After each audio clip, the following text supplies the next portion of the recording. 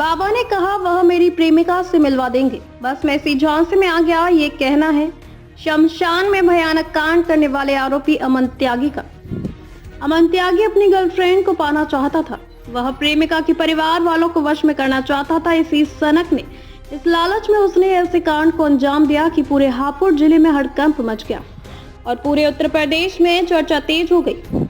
दावों की माने तो अमन त्यागी एक लड़की से एक तरफा मोहब्बत करता था। लड़की और उसकी फैमिली को वश में करने के लिए तांत्रिक ने जल्दी चिता से खोपड़ी लाने की सलाह दी। एक तरफा प्रेमी को पाने की जिद आरोपी के सर पर सवार थी। मानव सनक सवार थी। आरोपी अमन उसके माता पिता को अपने कंट्रोल में करना चाहता था। अपने प्यार और परिवार को जबरन हासिल करने के लिए उसकी मुलाकात एक तांत्रिक अवधेश शर्मा से हुई।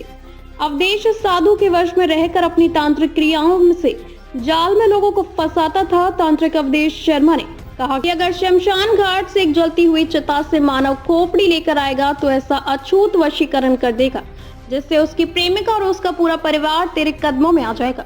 अब यही बात सुनकर आरोपी अमन त्यागी ने अपने दोस्त अयान के साथ प्लान बनाया। आरोपी अमन त्यागी, दोस्त अयान और बाबा अवधेश से यह तीनों मिलकर शमशान पहुंचे और जलती चिता से एक खोपड़ी लेकर फरार हो गए। सीसीटीवी फुटेज भी सामने आया। बाइक पर 3 लोग सवार नजर आए और पीछे बैठे नजर आया आरोपी बाबा अवधेश शर्मा। दरअसल कहानी की शुरुआत होती है 16 साल के शुभांशु की मौत के बाद। लंबे समय से पीठ की बीमारी से ग्रस्त 16 साल के छात्र की मौत हो जाती है। मेरठ में रविवार को परिजन उसका अंतिम संस्कार गांव के लोदीपुर के शमशान घाट में करते हैं। 10 संस्कार के बाद परिजन घर लौट जाते हैं। उनके लौट जाते ही 3 लोग मोपटे से पहुंचे। जलती चिता से छेड़छाड़ करने लगे। लोग वहां पहुंचे तो आरोपी जलती चिता से सिर उठाकर भाग निकले। पुलिस ने सीसीटीवी फुटेज खंगाला तो मामले का खुलासा हुआ। यह पूरी घटना सीसीटीवी कैमरे में कैद हो गई।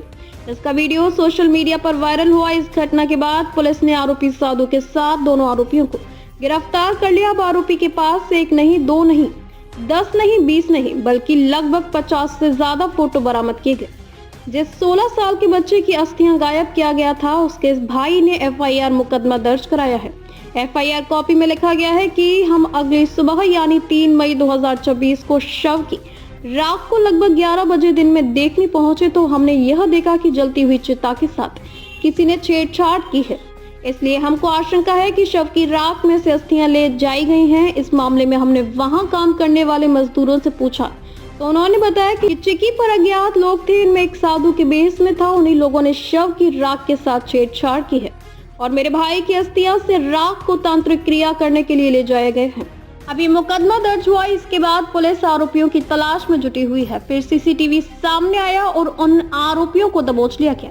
अब अमन त्यागी से जानकारी मिलने के बाद जब हापुड़ देहात थाना प्रभारी इंस्पेक्टर नीरज कुमार ने इस मामले की जांच करते हुए आरोपियों को दबोचा और उनकी क्राइम कुंडली अब खंगाली जा रही है। सभी के होश उड़ चुके हैं। आरोपियों के ठिकाने से भारी मात्रा में तंत्र मंत्र से जुड़ी संदिग्ध और आपत्तिजनक सामग्री बरामद हुई है। इसके पास से लगभग 50 अलग अलग महिलाओं और पुरुषों की तस्वीर बरामद हुई हैं। तस्वीरों पर अलग अलग तरह से तांत्रिक क्रियाएं की जा रही थी। पुलिस अब उन सभी 50 लोगों की पहचान करने में जुटी है जिनकी तस्वीर तांत्रिक के पास मिली है। इससे पता चल सके कि इस गिरोह ने और कितने लोगों का शिकार बनाया है। तो पुलिस अब इस मामले की हर एंगल से जांच पड़ताल कर रही है, लेकिन ये घटना बड़े सवाल उठा रही है। हापुड़ से SD न्यूज नेटवर्क की रिपोर्ट।